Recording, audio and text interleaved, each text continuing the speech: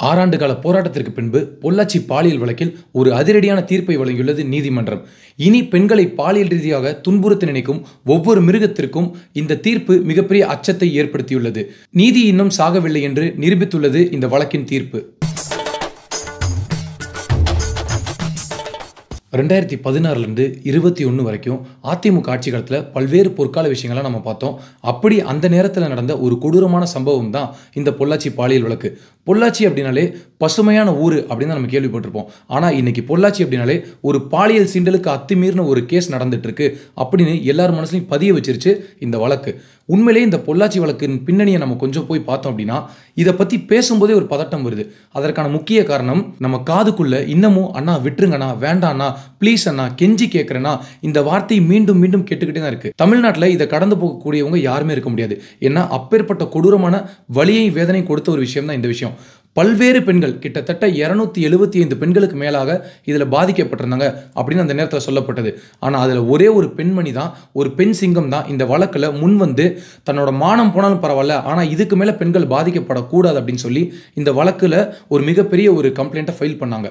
ஆனால் அந்த நேரத்தில் இருந்த அந்த அதிமுக ஆட்சி காலத்தில் இந்த வழக்கு அவ்வளோ துரிதமாக செயல்படலை. நமக்கு பிடிக்குதோ பிடிக்கலையோ 1000 விமர்சனங்கள் இருக்கலாம், ஆனால் நக்கீரன் அப்படின்ற பத்திரிகைக்கு வந்து முக்கிய பங்கு இருக்கு.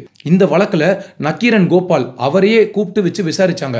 என்ன அப்படின்னா, எதுக்கு இந்த வீடியோ நீங்க ரிலீஸ் பண்ணீங்க, யாரை கேட்டு நீங்க ரிலீஸ் பண்ணீங்க, இந்த அத்தன்டிகேஷன் என்ன அப்படின்னு அவர் மேல ஏகப்பட்ட கேள்விகள், ஏவுகணைகள் பாய்ச்சப்பட்டது. ஏன் அப்படின்னா, ஒரு விஷயத்தை போலீஸ் செய்ய வேண்டிய வேலையை ஒரு பத்திரிகை செஞ்சது. அந்த நேரத்தில் அவர் என்ன சொல்லிட்டார், ஒரே வார்த்தையில், எனக்கும் 2 பெண் குழந்தைகள் இருக்காங்க, என்னால் இதை கடந்து போக முடியாது அப்படின்னு சொல்லி ஒரு 23 நிமிஷம் வீடியோவை அந்த நேரத்தில் கிட்டத்தட்ட 2019 அவர் வெளியிட்டார். அதுக்கு அவரை கிட்டத்தட்ட அக்யூஸ்ட் போலவே அவர் கூப்பிட்டு வச்சு விசாரணை நடத்துச்சு அன்றைய அதிமுக அரசு. ஆனால் இன்னைக்கு இருக்கக்கூடிய முதலமைச்சர் என்ன சொன்னார் அப்படின்னா, பொள்ளாச்சி வழக்கில் நான் உண்மையை வெளிச்சத்துக்கு கொண்டு வருவேன், தண்டனை பெற்றுத்தருவேன் அப்படின்னு சொன்னார். அதனால இந்த நேரத்தில் அவருக்கும் நம்ம ஒரு பாராட்ட கொடுக்கணும், இந்த தீர்ப்பையும் வரவேற்கணும். இந்த வழக்கின் விசாரணை நேர்மையை நடக்காது அப்படின்னு ஏகப்பட்ட பேர் அழுத்தம் கொடுத்ததன் காரணமாக இந்த வழக்கு வந்து சிபிசிஐடிக்கு மாற்றினாங்க. அதன் பிறகு கிட்டத்தட்ட 6 ஆண்டு காலம் இந்த விசாரணை நடந்தது. ஆனால் உண்மையிலேயே இந்த விசாரணை நேரத்தில் கூட அந்த பெண்களோட மானம் எந்த விதமான அச்சுறுத்தலுக்கு ஆகாமல், பாதுகாப்பு கெடாமல் இந்த வழக்கு உண்மையிலே நடத்தப்பட்டது. அது உண்மையிலேயே நம்ம தலை வணங்கி அதை ஏற்றுக்கணும். ஆனால் நீங்கள் யோசிச்சு பாருங்க, கிட்டத்தட்ட 9 நபர்கள் இன்னும் இந்த வழக்கில் இன்வால்வ் ஆயிருக்குதுன்னு பார்த்தீங்கன்னா பல்வேறு நபர்கள் இருக்கிறதா சொல்லப்படுது. மிகப்பெரிய அரசியல் தலைகள், அதில் அதிகமாக அடிபட்ட பேர் ஒரே ஒரு அதிமுக பிரமுகர், அவருடைய மகன் இதில் இன்வால்வ் ஆயிட்டாரு அப்படின்னு சொல்லப்பட்டது. ஆனால் இன்று வரை அதுக்கு அதிகாரப்பூர்வமான சாட்சியோ இல்லை தடயங்களோ எதுவுமே கிடையாது. ஆனால் அவர் காப்பாற்றப்பட்டுட்டார் அப்படின்னு இன்னைக்கு வரைக்கும் நக்கீரன் கோபால் இன்னைக்கு பேசும்போது கூட சொல்லியிருக்காரு. இது ரொம்ப வலியான ஒரு விஷயம். என்ன அப்படின்னா, இதில் பல பெண்களை அவங்க துன்புறுத்துறாங்க. அதில் அந்த பாதிக்கப்பட்ட பெண் அவங்க வந்து இவங்க டார்கெட் பண்ணுற எல்லாருமே வந்து ஏழை பெண்கள் தான். அந்த ஏழை பெண்களை டார்கெட் பண்ணி அவங்கள வந்து ஒரு நிர்பந்தத்துக்கு ஆளாக்கி அவங்கள வீடியோ எடுத்து முதல்ல வந்து ஒரு நபர் காதலிக்கிறது போல ஒரு நாடகத்தை ஏற்படுத்தி அதன் பின்பு அவங்களோட நெருங்கி பழகிட்டு அதை வீடியோ எடுத்து வச்சு நண்பர்களுக்கு காமிச்சு அவங்க மூலியமாக இவங்களோட ஆசைக்கு நீ இணங்கணும் அப்படின்னு சொல்லி அவங்கள மிரட்டுறது, இதே வேலையாக தான் இருந்திருக்கிறாங்க.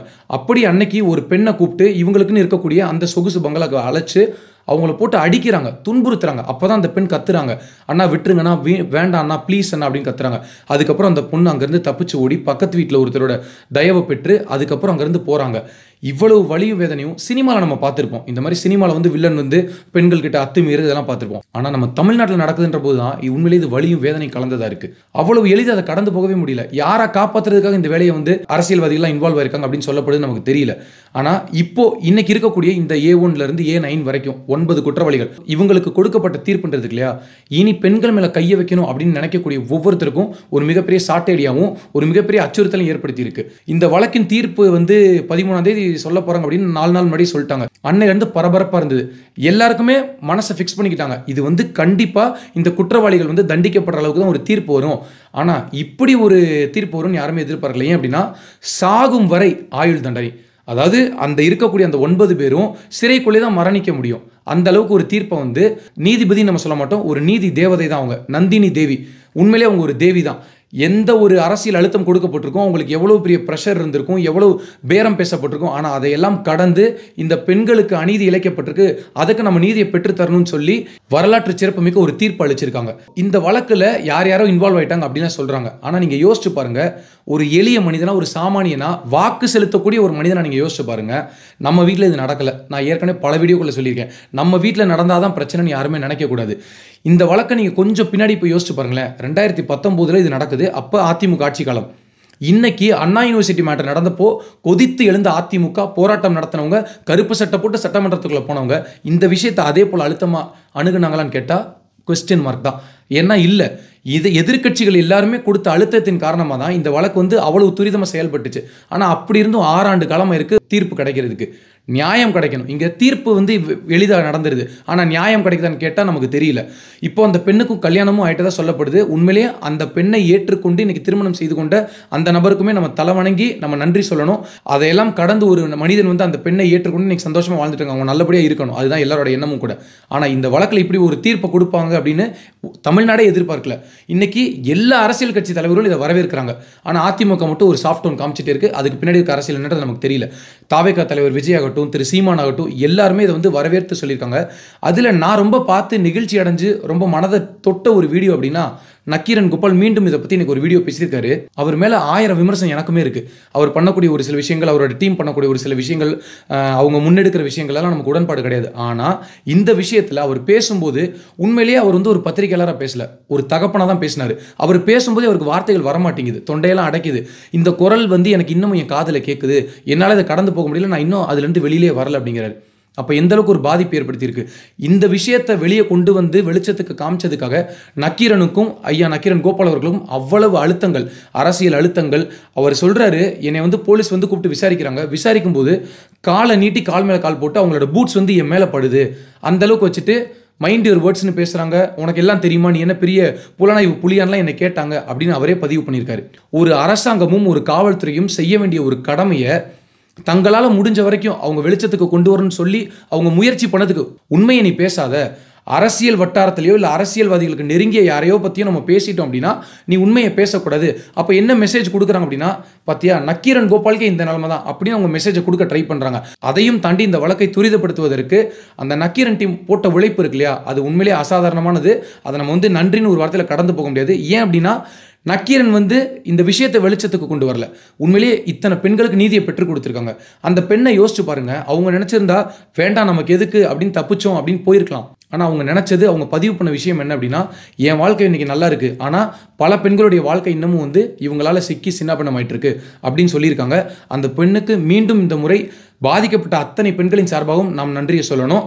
நம்ம மட்டும் இல்லை, ஒட்டுமொத்த தமிழகமே நன்றியை சொல்லணும். ஏன்னா இவ்வளோ பெரிய விஷயம் இன்னைக்கு இந்த தீர்ப்பு வரைக்கும் போச்சு அப்படின்னா அதுக்கு முக்கிய காரணம் அந்த பெண் தான். இதில் இன்னொரு வேடிக்கையான விஷயம் என்ன இருக்குது அப்படின்னா, உண்மையிலே இவங்களுக்கு வந்து தண்டனை விவரம் இப்போ தெளிவாக சொல்லிட்டாங்க. சாகிற வரைக்கும் உங்களுக்கு வந்து ஜெயிலுக்குள்ளே தான் இருக்கணும் அப்படின்னு சொல்லிட்டாங்க. கிட்டத்தட்ட ஆயுள் தண்டனை, அது மட்டும் இல்லாமல் இந்த பெண்களுக்கு நஷ்டஈடும் கொடுக்கணும் அப்படின்னு சொல்லிட்டாங்க. இது வந்து இதை வார்த்தைகளால் கடந்து போக முடியாது, அப்பேற்பட்ட ஒரு தீர்ப்பு. இந்த தீர்ப்பை பற்றி நம்ம ஏற்கனவே நிறைய பேசியாச்சு. ஆனால் இந்த தீர்ப்பு, இந்த தண்டனையை வந்து இவங்க அனுபவிப்பாங்களா முழுசா? ஏன் அப்படின்னா ஆட்சி மாற்றம் வரலாம், அதிகார மாற்றம் வரலாம், இவங்க உள்ளுக்குள்ளே எப்படி இருக்காங்கன்னு தெரியல. நீங்கள் யோசிச்சு பாருங்க, கேங் ரேப் இதோட சாராம்சமே இதுதான். 376D அந்த செக்ஷன் வந்து கேங் ரேப் தான். இது வந்து நிரூபிக்கப்பட்டுருச்சு. அதனால இவங்களுக்கு வந்து சாகும் வரை ஜெயில் அப்படின்னு சொல்லிட்டாங்க. ஆனால் இந்த 9 அக்யூஸ்டும் அந்த வேன்குள்ளேருந்து இறங்கி போலீஸ் பாதுகாப்போடு வரும்போது அவங்க ஏதோ எப்படி வராங்கன்னா, சினிமா தேட்டருக்குள்ளேருந்து வெளியில் வரும்போது ரிவ்யூ பேசுவாங்க இல்லையா, அந்த மாதிரி வர்றாங்க.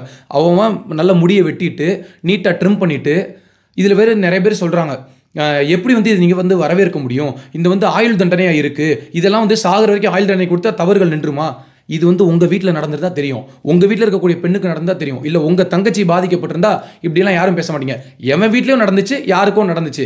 இந்த மனப்பான்மை தான் பேராபத்தை நோக்கி போகும். எனவே அந்த மாதிரி பேச்சுக்களை எல்லாம் தவிர்க்கிறது நல்லது. எனக்கு இன்னும் ஒரு ஆச்சரியம் அப்படின்னா, இந்த 9 நபர்கள் இருக்காங்களா, இவங்களுக்கு அட்வொகேட்னு வந்து நிற்பாங்கல்ல, அவங்களாம் எப்படி வந்து இந்த கோர்ட்டில் வந்து நேரடியாக நிற்க முடியுது? உங்களுக்கு ஃபீஸ் கொடுப்பாங்க, நீங்கள் ஒரு அட்வொகேட்டாக வந்து உங்களோட உரிமை தான் அது. ஆனால் மனசாட்சின்னு ஒன்று இருக்கும்ல, அவங்கவுங்க வீட்லேயும் பெண்கள் இருப்பாங்க. ஆனால் இதையெல்லாம் கடந்து அந்த அக்யூஸ்டுக்கும் வந்து இங்கே வந்து எப்படி வந்து வாதாடுறாங்க அப்படின்றது உண்மையிலே எனக்குலாம் உண்மையிலே ரொம்ப பார்க்கவே ஆச்சரியமாக இருந்தது. இப்படியும் நபர்கள் இருப்பாங்களோ அப்படின்னு யோசிக்க வச்சது. கேட்டால் என்ன சொல்லுவாங்க, இது எங்களோட தொழில்னு சொல்லுவாங்க. ஆனால் தொழிலையும் ஒரு மனசாட்சின்னு ஒன்று இருக்கணும். இப்போது இந்த வழக்கில் தீர்ப்பு வந்து சொல்கிறதுக்கு 6 வருஷம் டைம் எடுத்துக்கிட்டாங்க. உண்மையிலே விசாரணை நடத்தணும், உண்மையான குற்றவாளிகள் யாருன்னு வெளியில் கொண்டு வரணும், அது எல்லாமே இருக்குது. ஆனால் நாம் என்ன எதிர்பார்க்குறோம் அப்படின்னா, விரைவாக எந்த ஒரு வழக்கிலையுமே தீர்ப்பு வரணும். அதுவும் குறிப்பாக இந்த மாதிரி பாலியல் வழக்கில் உடனடியாக எப்படி வந்து தட்கல்ல போட்ட ட்ரெயின் டிக்கெட் உடனே கிடைக்குதோ அது போல தீர்ப்பும் அதே போல வழங்கப்படணும், நியாயமும் வரணும். பாதிக்கப்பட்ட பெண்களுக்கு 6 ஆண்டு காலம் கழித்து இன்னைக்கு ஒரு நல்ல தீர்ப்பு தான், இதை நம்ம குறை சொல்லவே முடியாது. ஆனாலும் கூட இன்னும் வெகு விரைவாக இது போல நாட்டில் கிடப்பில் இருக்கக்கூடிய அனைத்து வழக்குகளுக்கும் நேர்மையான ஒரு நியாயமான தீர்ப்பு கிடைக்க வேண்டும் என்பது அனைவரின் எதிர்பார்ப்பு. அந்த 9 நபர்களுக்கும் அந்த 9 காம வெறியர்களுக்கும் சிறையில் உங்கள் வாழ்க்கை நல்லபடியாக இருக்கணும், அவங்களுக்கும் எங்களுடைய வாழ்த்துக்களை சொல்லிவிட்டு வெற்றி பெற்றது அந்த பெண் அளித்த சாட்சி, அதற்கு பொள்ளாச்சி வழக்கே சாட்சி. நன்றி.